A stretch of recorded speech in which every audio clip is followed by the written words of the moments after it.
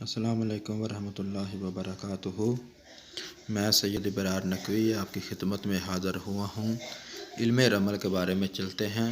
جس طرح کہ پچھلے ذائچوں میں نے آپ کو بتایا ہے کہ ذائچہ کس طرح بنتا ہے، بالکل بنیادی چیزیں آپ کو بتا رہا ہوں تاکہ طالب علم کے لیے آسانی پیدا ہو جائے۔ جیسے ہی آپ نے ذائچہ تیار کرنا، جس طرح پچھلی ویڈیو میں آپ کو میں بتا چکا ہوں، ذائچہ تیار کرنے کے بعد آپ کو یہ دیکھنا ہوتا ہے کہ سوال کس خانے کے متعلق ہے۔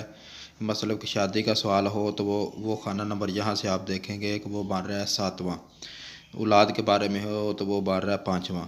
تو اسی طریقے سے آپ نے یہ چارٹ آپ نے یاد کر لینا ہے، اس کو اپنی ڈائری پر لکھ لیں، وہ آپ کے لیے بہت زیادہ آسان ہوگا۔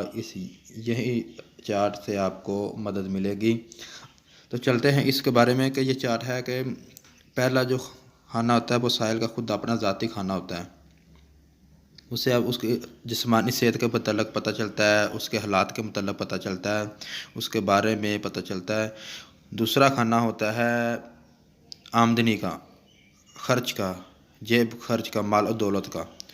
تو تیسرا خانہ ہوتا ہے بولنا، لکھنا، بہن بھائی، عزیز و اقارب کا، یہ خانہ ہوتا ہے۔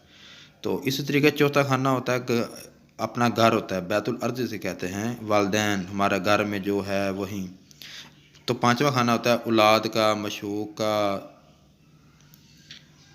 تو اسی طریقے سے دیکھیں چھٹا خانہ ہے، وہاں لکھا ہے کام، ملازمت، پالتو جانور، صحت، غذا، بیماری، جادو، سحر، آپ یہاں سے دیکھیں گے چھٹے خانے سے۔ تو ساتواں خانہ شادی کا، شراکت کا ہے۔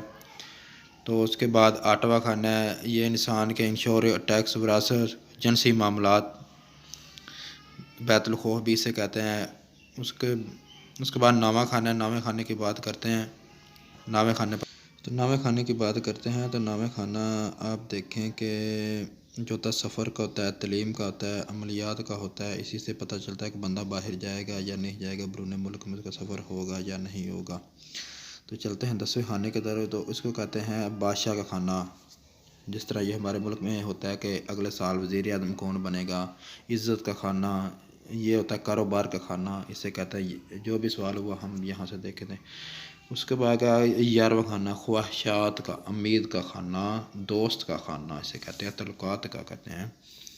اس کے بعد آ گیا 12واں خانہ، لاسٹ والا جو خانہ آتا ہے اسے کہتے ہیں 12، اسے کہتے ہیں بیت العدا، مطلب کہ دشمنوں کا خانہ۔ ہمارے دشمن کون ہے؟ ہسپتال کا خانہ، قید کے متعلق، مطلب کوئی بندہ قیدی ہے تو وہ کب رہا ہوگا، اس کے جو بھی متعلق سوال ہے وہ ہم دیکھیں کہ 12ویں خانے میں۔ والسلام ورحمۃ اللہ وبرکاتہ۔